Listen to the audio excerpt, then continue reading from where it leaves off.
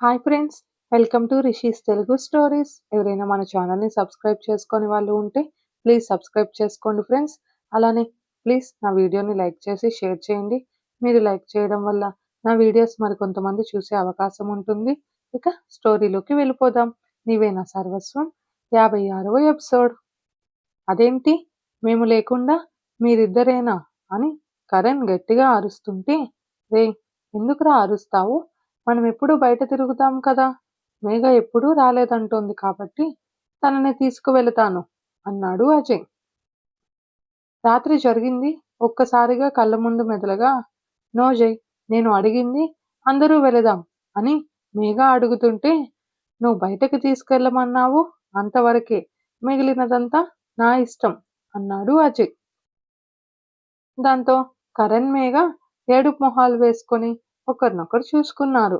ఈ మ్యాటర్ గురించి తర్వాత మాట్లాడుకుందాంలే, చాలా టైం ఉంది కదా అని ఇంకేం మాట్లాడనివ్వకుండా తినేసి మేఘాని తీసుకొని వెళ్ళిపోయాడు అజయ్. ఆనంద్ కరణ్ కూడా కాలేజ్కి వెళ్ళిపోవడంతో నలుగురు వెళ్ళి వీళ్ళిద్దరే వచ్చారేంటి, వాళ్ళెక్కడికి వెళ్ళారు అనుకుంటూ నేహ ఆలోచిస్తూ ఉండిపోయింది. అసలు ఏం పట్టించుకోకుండా ఉన్న నేహాని వసు కూడా గమనించింది. మేఘ అజయ్ షాప్కి వెళ్ళాక మేఘ అన్ని కాలర్ డ్రెస్సులు చూస్ చేసుకోవడంతో అవి తనకు ఇష్టం లేకపోయినా తీసుకుంటున్న మేఘాని చూసి బాధగా అనిపించింది అజయ్కి. మేఘాకి ఆ పసుపు తాడు ప్లేస్లో చైన్ తీసి ఇవ్వాలని ఫిక్స్ అయ్యి మేఘ ఎత్తుకున్న బట్టల్లో తనకి కంఫర్ట్గా ఉండేటివి అతి కొన్ని ఎత్తుకున్నాడు అజయ్. జై, ఇవి చాలవు అని మేఘ అంటుంటే, నాకు తెలుసు పద అంటూ బిల్ దగ్గరికి వెళ్ళారు. మేఘ కార్డు ఇస్తుంటే ఆపి తన కార్డు ఇచ్చాడు అజయ్. ఏంటి జై, నాన్న కార్డు ఉందిగా అని మేఘ అంటుంటే, నా భార్యకు నేను ఖర్చు పెట్టుకునే అంత సంపాదిస్తున్నానులే అన్నాడు అజయ్. నువ్వు జాబ్ చేస్తున్నావా అనింది మేఘ ఆశ్చర్యంగా. హా, ఆఫీస్లో వర్క్ చేస్తాను కదా, అందుకు డాడీ శాలరీ ఇస్తున్నాడు. స్టడీస్ అయ్యాక నేను కంపెనీ బాధ్యతలు తీసుకునేంత వరకు నాకు శాలరీ వస్తుంది అని అజయ్ అంటే, అజయ్ థింకింగ్ మైండ్కు మేఘా మెదడు ఏమాత్రం పని చేయలేదు. అసలు తన కంపెనీలో తను జాబ్ చేయడం ఏంటి, అసలు జై ఆలోచనలు కూడా చేరుకోలేను నేను అంటూ బిల్ తీసుకుంటున్న అజయ్ని ఇష్టంగా చూసింది మేఘ. పద అంటూ మేఘ చేయి పట్టుకొని బయటకు తీసుకెళ్లాడు అజయ్. కొంచెం సేపటికి ఒక బొటిక్ ముందర ఆపి పద అనడంతో, ఇటెక్కడికి జై, ఎందుకు అంటూ అజయ్ సీరియస్గా చూడడంతో ఆ మాటలు మింగేసింది మేఘ. అక్కడ బొటిక్ వాళ్ళతో మాట్లాడి కాలర్ కాకుండా రౌండ్ నెక్ టైప్తో డిజైన్ సెలెక్ట్ చేసి మేఘ వేసుకునేలా కంఫర్ట్గా డిజైన్స్ చెప్తున్న అజయ్ని కళ్ళు నోరు వదిలేసి మరీ చూస్తుండిపోయింది మేఘ. అన్నీ చెప్పి కలర్స్ కూడా తనే సెలెక్ట్ చేసి హాఫ్ పేమెంట్ కూడా చేసి 1 వీక్లోగా కావాలని చెప్పి మేఘా సైజ్ తీసుకోవాలనటంతో పక్కకు జరిగాడు. అజయ్ ఎటు వెళితే అటు చూస్తున్న మేఘాని చూసి, ఏమైంది దీనికి అనుకున్నాడు అజయ్. గంట తర్వాత అన్నీ ఓకే సార్ అని ఆ అమ్మాయి చెప్పాక ఇంకా తననే చూస్తున్న మేఘాని చూసి వెళదామా అని కదిలించాడు అజయ్. దాంతో మేఘ స్పృహలోకి వచ్చి, చెప్పకుండానే ఇలా ఎలా అర్థం చేసుకుంటావురా అని అజయ్ బుగ్గలపై ఆపకుండా ముద్దు పెట్టింది.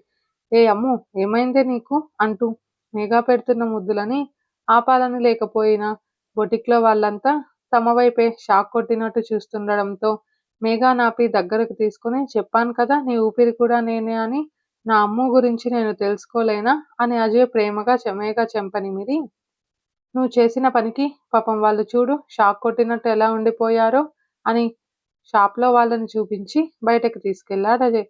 బయటికి వెళ్ళాక బైక్ స్టార్ట్ చేసి హోటల్ ముందు ఆపాడు.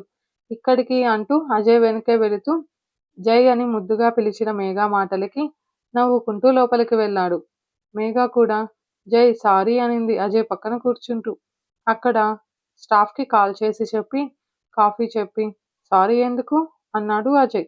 నీకు ఇష్టం లేదు కదా అందరి ముందు అలాంటి బిహేవియర్ అని మేఘ సైలెంట్ అయితే, నా భార్య నా ఇష్టం, ఎక్కడైనా ముద్దు పెడుతుంది, ఎవరుంటే ఏంటి, తను అలా ఉంటేనే నాకు ఇష్టం అని అజయ్ అనడంతో, మరెందుకు ఇంతసేపు మాట్లాడలేదు అనింది మేఘ ఇన్నోసెంట్గా. నువ్వు ఎలా రియాక్ట్ అవుతావో అని చెప్పి మేఘ మొహం 2 చేతుల్లోకి తీసుకొని, నువ్వు చెప్పకపోయినా నిజయ్ నిన్ను అర్థం చేసుకోగలడమ్మో. నిజయ్‌కి కోపం ఎక్కువ కావచ్చు. కానీ అది నీపై కాసేపు కూడా ఉండదు. అంత కోపంలో కూడా నిన్ను అర్థం చేసుకోగలనురా. నా కోపం మన మధ్య రాకూడదు. అందుకోసం నేను రోజూ కోపం తగ్గించుకోవడానికి ట్రై చేస్తున్నా అమ్మో అన్నాడు అజయ్. మేఘ అజయ్ చెంపపై చేయి వేసి, అవసరం లేదు జయ్. నువ్వు నాకు ఆ కోపంలోనే ఇంకా ఎక్కువ నచ్చేస్తావు తెలుసా? నువ్వెంత కోపంగా ఉన్నా ఆ కోపంలో కూడా నీ ప్రేమే కనిపిస్తుంటే నాకన్నా అదృష్టవంతులు ఎవరూ లేరు అనిపిస్తుంది. నీకు తెలుసా, నా గురించి నేను కూడా నీ అంతలా అర్థం చేసుకోలేనేమో. నువ్వు నాపై చూపించే ప్రేమకు ప్రతి క్షణం కొత్తగా నీతో ప్రేమలా పడిపోతున్నా తెలుసా అంటూ తన నుదురు అజయ్ నుదురుకి ఆనించింది. ఆ మాటలు విన్న అజయ్ మేఘాను ప్రేమగా చూస్తుంటే, సార్ అన్న మాట విని మేఘ దూరం జరగాలని చూస్తుంటే అజయ్ మాత్రం మేఘాని వదలకుండా అతనిని చూశాడు. అజయ్ కోపంగా చూసే చూపుకి అతను భయపడుతూ కాఫీ టేబుల్ పై పెట్టి వెళ్ళిపోయాడు. ఓయ్, ఎందుకంత కోపంగా చూశావు? తనకు తెలియదు కదా అని మేఘ అంటే, నీకింత అతి మంచితనం పనికిరాదని ఎప్పుడో చెప్పాను కదా అన్నాడు అజయ్. సరే కాఫీ తాగు అని కప్ అందించింది మేఘ. అది తీసుకొని ఆలోచిస్తున్న అజయ్‌ని చూసి, ఏం ఆలోచిస్తున్నావు బాబూ అనింది మేఘ. కాఫీ తాగుతున్న మేఘ జుట్టుని చెవు వెనక సర్దుతూ, ఇంకో గంటలో మీటింగ్ ఉందిరా, అది సక్సెస్ అవ్వాలి అన్నాడు అజయ్. ఒక మీటింగ్ కోసం ఇంతలా ఆలోచిస్తున్నావా? ఖచ్చితంగా ఓకే అవుతుందిలే అనింది మేఘ. నువ్వు చెప్పావు కదా ఖచ్చితంగా ఓకే అవుతుందని, ఇక ఆలోచించాల్సిన పని లేదు.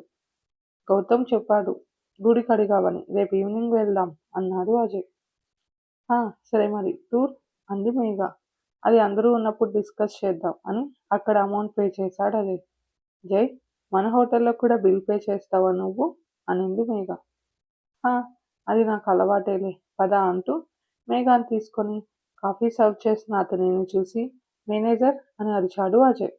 2 నిమిషాల తర్వాత మేనేజర్ చెప్పండి సార్ అని అజయ్ దగ్గరికి రావడంతో, వర్క్ చేసేవాళ్ళు కరెక్ట్గా ఉండాలి అని తెలీదా? మన రూల్ అదే కదా. వర్క్ చేసేటప్పుడు ఒళ్ళు కళ్ళు ఒక దగ్గరే పెట్టుకోవాలి. అతనికి వర్క్ చేసే ఇంట్రెస్టే లేనట్టు ఉంది.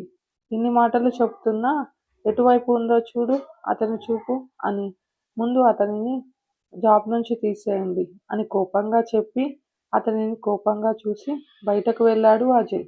అంతవరకు అజయ్ తన మీద చెప్పినా పట్టనట్టు ఉన్న అతను పక్కన వాళ్ళు అజయే బాస్ అని చెప్పడంతో నెత్తిన పిడుగు పడ్డట్టు అయింది అతనికి.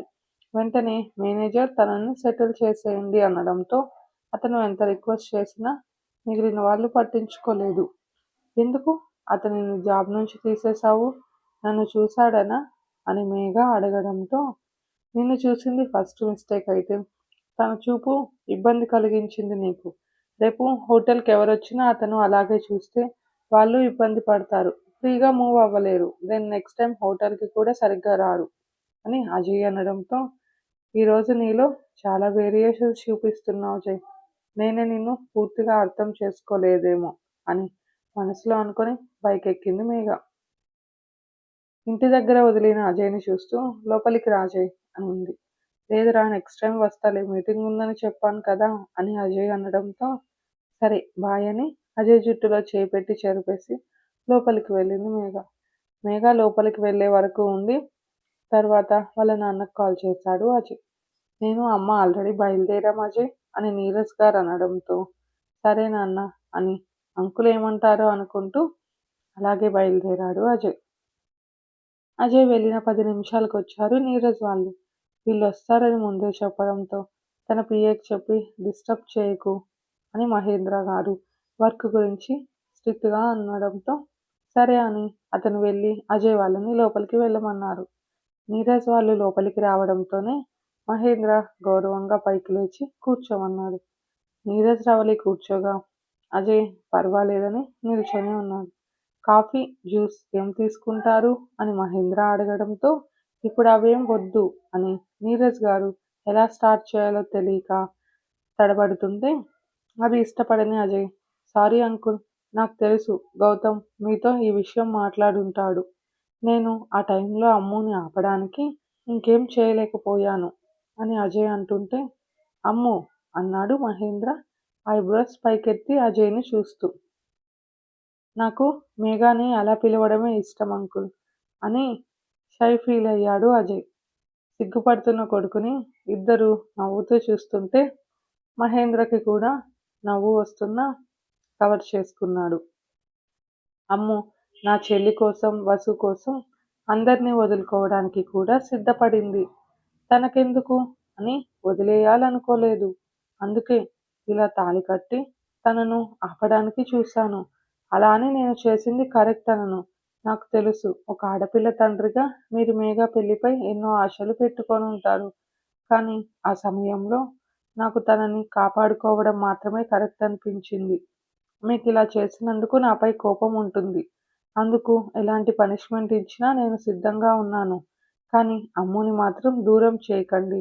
నేను బతకలేను అంటూ 2 చేతులు జోడించాడు అజయ్. నీరజ్, రవలి తమ కొడుకులో ఉన్న సంస్కారానికి ప్రేమగా అలానే చూస్తూ మహేంద్ర ఆన్సర్ కోసం ఎదురు చూశారు ముగ్గురు.